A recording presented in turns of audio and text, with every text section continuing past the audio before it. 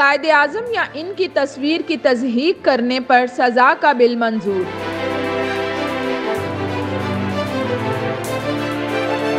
Senate की दाखिला committee ने कायदे आज़म या इनकी तस्वीर की तज़हीक करने पर सज़ा का बिल मुतफ़िक़ा तौर पर पास कर लिया है, जिसके तहत कौमी परचम और कायदे आज़म की तौहीन जैसे जराइम की सज़ाओं में इजाफा कर दिया गया है।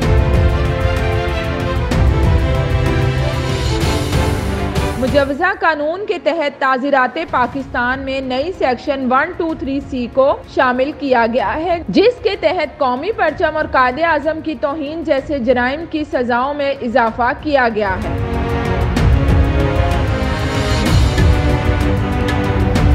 नए कानून के मुताबिक कायदे आज़म की तस्वीर को फाड़ने, आग लगाने या किसी भी सरकारी इमारत से उतारने की सज़ा कम अज़ कम 6 माह से 5 साल तक कैद और कम अज़ कम 50,000 रुपये जुर्माना या फिर दोनों सज़ाएं होंगी।